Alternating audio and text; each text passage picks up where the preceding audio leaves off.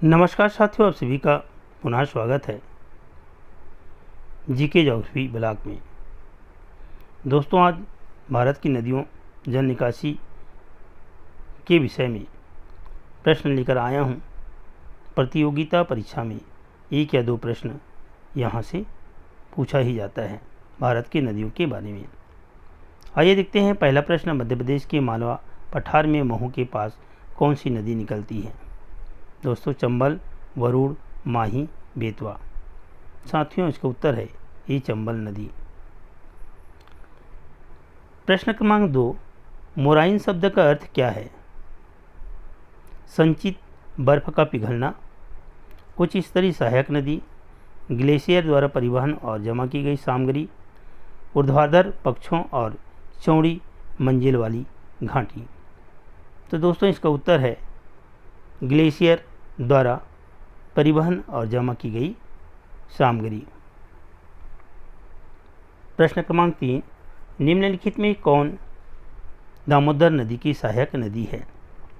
कांग्स सबाती नदी, शीलावती नदी, रूपनारायण नदी, बराकर नदी। तो दोस्तों, इसका उत्तर है बराकर नदी। प्रश्न क्रमांक 4, प्राचीन काल में किस नदी को तमिल में पुन्नी के नाम से भी जाना जाता था, जो कर्नाटक और तमिलनाडु राज्यों से होकर दक्षिण पूर्व दिशा में बहने वाली चौथी सबसे बड़ी नदी है?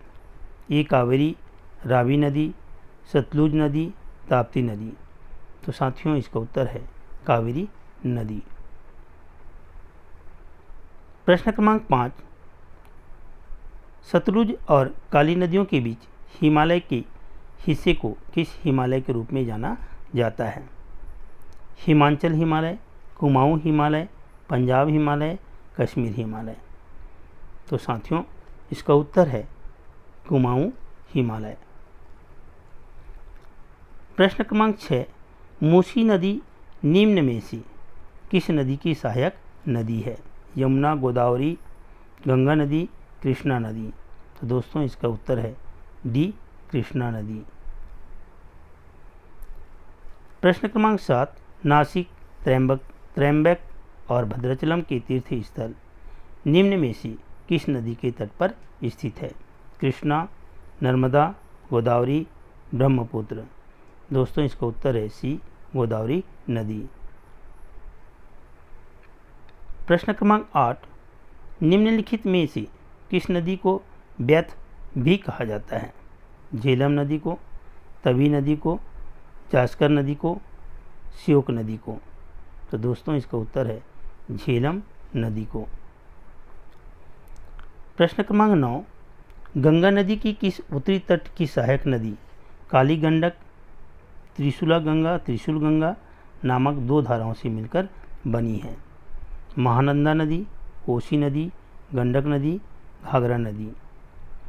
तो दोस्तों, इसका उत्तर है सी, गंडक नदी।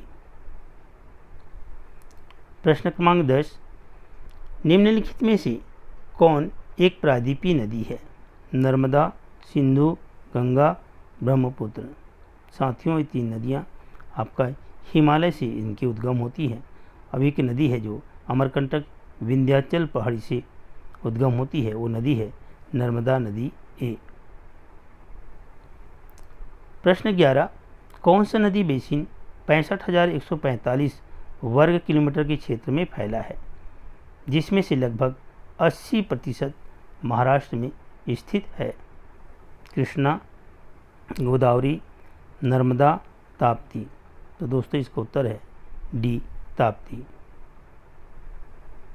प्रश्न क्रमांक 12, निम्नलिखित में से कौन सी नदी कश्मीर के दक्षिण पूर्वी भाग में वेरीनाग में एक झरने से निकलती है? ब्यास, झेलम, चिनाब और सतलुज नदी। तो दोस्तों, इसका उत्तर है बी, झेलम नदी। प्रश्न क्रमांक 13, निम्न में से कौन सी नदी पश्चिम बंगाल और सिक्किम दोनों राज्यों से होकर बहती है? कोसी नदी, सोन नदी, हुगली नदी, तीस्ता नदी। तो दोस्तों, इसका उत्तर है डी, तीस्ता नदी। प्रश्न क्रमांक 14, मध्य भारत के बुंदेलखंड क्षेत्र की प्रमुख नदियों में से एक केन नदी किन दो राज्यों से होकर बहती है? गुजरात और महाराष्ट्र, राजस्थान और गुजरात, महाराष्ट्र और कर्नाटक, मध्य प्रदेश और उत्तर प्रदेश। तो दोस्तों इसका उत्तर है आपका डी, मध्य प्रदेश और उत्तर प्रदेश। प्रश्न क्रमांक 15, निम्न में से कौन सी हिमपात वाली नदी है? यमुना नदी, कावेरी नदी, गोदावरी नदी, नर्मदा नदी। तो दोस्तों इसका उत्तर है ए, हिमपात यमुना नदी। प्रश्न क्रमांक 16, एक सहायक नदी है? घाघरा नदी, साबरमती नदी, माही, भीम नदी। तो दोस्तों इसका उत्तर है माही नदी एक सहायक नदी है।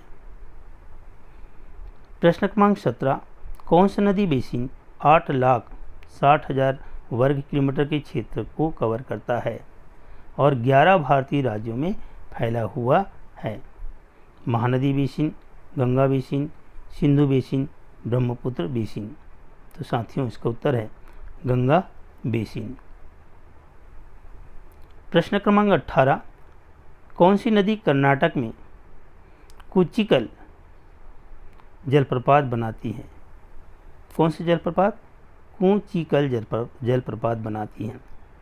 मांडविक नदी, उरमोडी नदी, वराही नदी, काबिनी नदी। तो दोस्तों इसका उत्तर है सी, वराही नदी। प्रश्न क्रमांक 19, सिंधु नदी को लगभग 2500 साल पहले ईरानियों और यूनानियों द्वारा क्या कहा जाता था? विटास्टा, कर्नाली, हिंदो, विपाशा। तो दोस्तों इसका उत्तर है हिंदो। प्रश्न क्रमांक 20, केंद्रीय शिखर या गुंबद जैसी संरचना से अलग अलग दिशाओं में धाराओं में प्रवाहित होने वाला कौन सा जल निकासी पैटर्न बनाता है? पहला है आयताकार पैटर्न, बी है वृक्ष समान पैटर्न, सी है सलाखें ट्रेलिस पैटर्न, डी है अरी रेडियल पैटर्न। दोस्तों इसका उत्तर है डी, अरी रेडियल पैटर्न।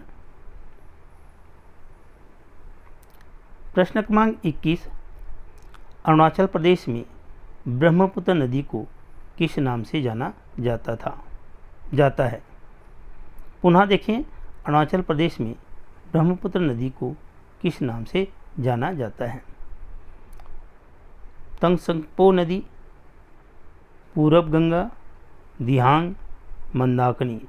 तो दोस्तों इसका उत्तर है सी, दिहांग।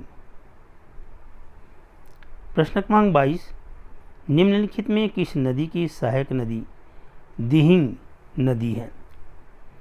ए, शिलावती नदी, बी, गिलगित नदी, सी, ब्रह्मपुत्र नदी, डी, ब्यास नदी।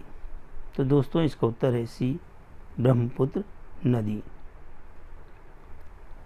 प्रश्न क्रमांक 23, ब्रह्मपुत्र नदी का उद्गम कहाँ से होता है?